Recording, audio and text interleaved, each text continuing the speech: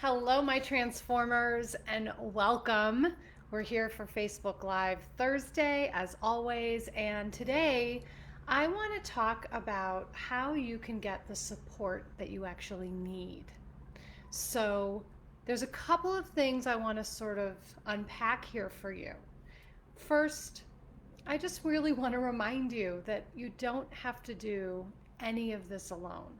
Whether it's your own personal transformation, your own personal growth, whether it is reinventing an aspect of your life, changing gears in your career, whatever it might be, whether you find yourself at a new stage of life, in a life transition, maybe it's empty nest, maybe it's a shift around leaving a relationship, maybe it's a shift around your career.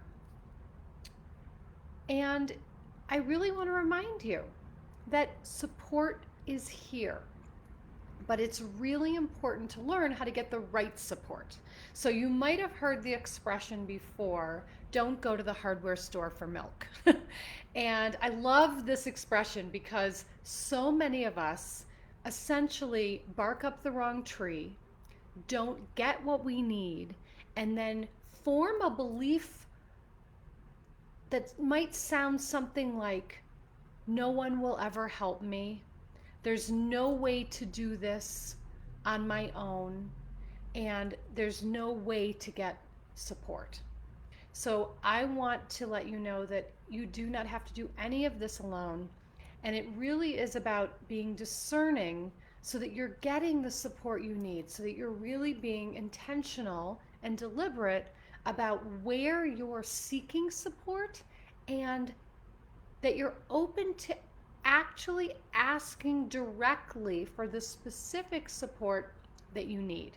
Because another side of this is what I personally have a boundary around, unsolicited feedback, which can be presented in a way to sound like support. However, if we're not directly asking for it and we're receiving something and it lands in us as judgment or criticism, we're not going to be receptive to the information. So it's also really important, the vibe that we are open to receiving and learning about ourselves, learning about the way we receive best. So, here's the thing. There is a cycle of giving and receiving in the world. And for those of us who identify with being overgivers, we also often pride ourselves on not needing. So we're creating a really tricky dynamic because we're sort of in this catch-22 bind. We're in this bind around, I don't want to have needs, yet I want support. I don't want to appear needy. And so we are doubling down on our fierce independence and self-sufficiency. When we do that, we're actually creating a barrier to anyone who would be willing to come in and offer support. So check yourself around where you sort of fall on the spectrum of self-sufficiency, independence, having no needs. And is this something you pride yourself around? Because if it is, it's highly likely, as I was saying, you're creating a barrier to receiving support because the message you're sending out is, I'm good, I got this. And also, when we're sort of hiding behind that, we can be hiding behind this fear of not wanting to ask for help. So here's what I've learned, because I used to never want to ask for help. I didn't say that with very good grammar, but you know what I'm saying. I never wanted to ask for help because I thought asking for help meant something that it does not. I thought asking for help meant I'll look stupid, I'll look weak. So there was some way in which asking for help had me feel like I would be perceived as less than. And the truth of the matter is that when we ask for help, we allow people around us to create a scaffolding of support as we rebuild ourselves. So as we are in our reinvention, we have people around us who can hold us as we grow. And when we ask for help, what happens is we then become receptive to the wisdom, the strength, the courage, the confidence of others. Because whatever we see in the people around us exists within us as well. So it's time to reclaim the positive qualities that are going to support us in our reinvention from the people who we've projected it out upon. So, we've been exploring over the last few weeks, and we'll continue exploring this concept of reinvention. And as I keep saying, I look at reinvention as really a return to your true essence. So the reinvention is actually stepping more into your fullness, taking off the persona that you've been presenting to the world, and instead showing up in your fullness. And part of that is, like I was saying before, this cycle of giving and receiving. So if you identify as an overgiver, it's highly likely that you're overgiving and you avoid receiving. And so what we do when we avoid receiving is we are actually taking away the good feeling for someone else of being able to give to us. So we also want to be checking in with ourselves around our giving. Am I giving from a sense of obligation? Am I giving out of fear? Am I giving because I'm trying to manage someone else's experience or their emotions? Or am I giving because it's genuine? And so we really want to stay in the place where we're always giving from a genuine desire. And then we want to start being able to trust that we can receive as well, that others are giving to us genuinely. And here's where we can get tripped up. We can think that it's all about reciprocity, meaning if someone else gives to me, I have to give in return. It's not so much about giving in return to balance out the score or to even out the score. It's about really finding what's genuine for you in the giving so that you can also trust being genuine in your receiving.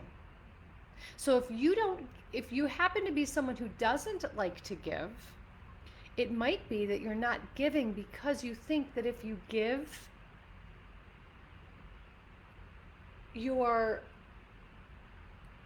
creating a dynamic with someone that you might not feel comfortable in. And it's highly likely that you're in this mindset of giving to get something in return. And so you decide, I'm not going to give because I don't want the other person to feel like they have to give something back. So just play with this for yourself this week. Play with the idea of giving without an expectation of receiving and see what happens. Also, you want to make sure, like I was saying before about not going to the hardware store for milk, you want to make sure that you're asking the right people for support. So you want to make sure you're going to the right people in your life to get the support you need. They may be in your innermost circle, they may not. They may be right here, they may be me. And you want to make sure that you're actually going to the right places and the right people to get the support that you're needing. All right, I want to just take a moment and say hi. Hey Teresa, hi Holly, hi Barbara, hi Renee. Good, timing is everything. Hi Anna, hi Yvette. Good morning. Hi Wendy. You said I'm learning to ask for support and help, and I'm not feeling guilty about it anymore. I thought nobody would be there. I was projecting stuff from my relationship with my mother on others. Now I know people are there and I am loved. Yes, exactly. Beautiful. Hi Aura. Ask for help is true. Love and gratitude for all. Yes. Hi Christina. You have a question about the virtual writers workshop. Are you available to discuss? Sure. Why don't you pop your question in here? I'm happy to discuss. Adriana, welcome. You said, for someone like me who does not want to appear vulnerable, asking for help is a challenge. Yes. And so I agree. Like I said, for a long time, I really shied away from asking for help. I didn't want to appear vulnerable. I didn't want to appear like I didn't know something. I didn't want to appear weak. And what and as I was, here's the thing about the vulnerability, and this is really everything that we're talking about here. I go into great detail in my book, Jump and Your Life Will Appear. Um, Here's the thing. What happens is when we don't want to show our vulnerability, we end up building up a wall, and we end up putting on a mask, not the kind of mask we're supposed to be wearing right now. We end up putting on the false persona. And we end up creating this situation where it's all armor and we're impenetrable essentially. And because we don't want to be seen, we don't want the truth of ourselves to be seen. So we end up hiding. And here's what happens. I believe we all think that there's some element of us we need to hide in order to be loved and accepted. So we're hiding either some aspect of ourselves, or we're hiding a skeleton in the closet secret, but it's whatever that thing is that you're hiding, because you have the idea that if they knew this about me, they wouldn't love me or accept me anymore. So we're hiding these parts of ourselves. Then what happens is, sort of right next to that, is this desire to be loved for the truth of who we are. But we can't be loved for the truth of who we are unless we reveal the truth of who we are. So we end up feeling lost, isolated, alone, lonely, misunderstood, because we don't allow our vulnerability to be seen. So intimacy, true connection, can only be found in that sweet spot when your vulnerability and my vulnerability meet. And so that's one of the beautiful aspects of being able to ask for help. Yvette, giving should always be from love and a feeling of abundance, as well as receiving, not from fear and scarcity. Exactly. Hi, Sherry. Hi, Karina. Christina, I'm an aspiring writer and I'm part of the monthly writers group, but have not carved out time and done any of the work. Would the workshop be appropriate for a beginner? Not sure how to start. Issue of self-accountability. Yes. So what Christina's asking about is, and the email just went out this morning, and it's probably up on Hay House's website as well. We do a writer's workshop a couple of times a year through Hay House. And as we all know, we're in a pandemic, so no one's traveling this fall. It was supposed to be in Boston. However, now it's going to be virtual. So it's going to be an online global workshop the weekend of October 17th and 18th. And I'll have info on my site soon, but it's also, I'm sure, on Hay House's site already. And this workshop is absolutely for beginners. So you can come in at any stage of the game of your writing. The big thing that we are sharing with you is all about publishing. So we're sharing with you about traditional publishing, self-publishing, as well as we're giving you very specific details about how to write a book proposal. So the other cool thing about this event, this writer's workshop, is that when you attend, you are given the opportunity to submit a book proposal to Hay House. You have a 6-month window, so it's nothing you have to do ahead of time, but you learn how to write the book proposal, and you can submit the book proposal to Hay House. And there is one grand prize winner who will win a $10,000 book advance and publishing deal with Hay House. This is what's called, this is the only way to submit a book proposal to Hay House without an agent. Otherwise, you have to have an agent to submit a book proposal to Hay House. So it's a really incredible opportunity. Reed Tracy, who's the president of Hay House, teaches it. I'm in there too. Kelly Notaris, who wrote a book called The Book You Were Born to Write, and she's the founder of KN Literary. And so, and then there are many other special guests, but that's sort of the basics. Christina, what about writing the book? So we also talk about writing the book. You do not need to write a book proposal if you're going to self-publish. When you self-publish, you can actually go ahead and write the whole book. You want to always begin with an outline. Kelly will speak directly to that.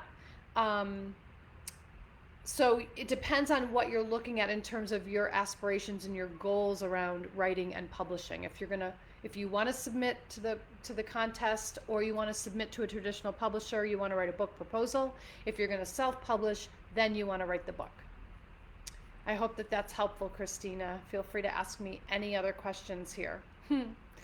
It's really an amazing event, and this year I think it's going to be extra amazing because we're doing it global. So we're bringing in the speakers who were going to speak in the UK and Australia, and we're bringing them all into this one singular event. Feel free to ask any other questions about the Writer's Workshop or about anything at all. Okay, so Christina, for you, it's more about the creative process. Yeah, so since you're already in the Hay House Writers membership, you're in the Writers community, I think it's called. I do know that Kelly and Reed are creating a container in there for you around accountability and around the process. So we do cover some of that in the weekend as well. I often will lead writing exercises and things like that, but it's really up to you if you want to attend the weekend, but it sounds like you're also getting what you need in the writers community. Okay. So, few things to just remind you of. If you've not yet grabbed my latest freebie, I urge you to do so. And I'm just going to pop it right in here, nancylevin.com/reinvent. You can download my Reinvention assessment and Reinvention prescription.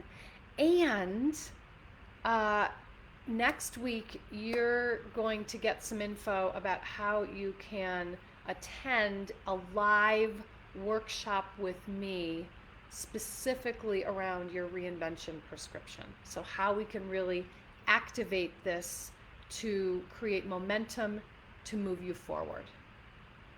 All right, so once again, if you have not yet downloaded the freebie, nancylevin.com/reinvent, and next week I'll be sharing some details with you about how you can attend a free live video workshop with me all about your Reinvention prescription.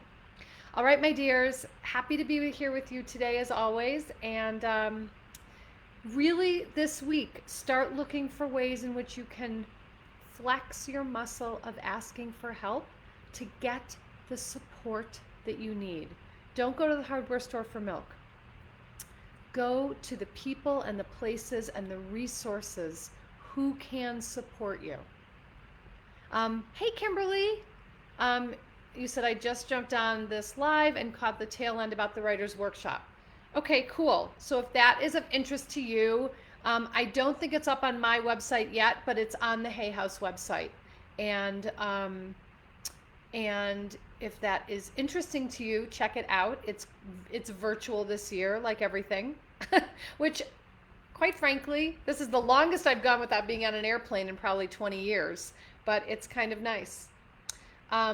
All right, loves, take good care. I'll be back here again with you next week.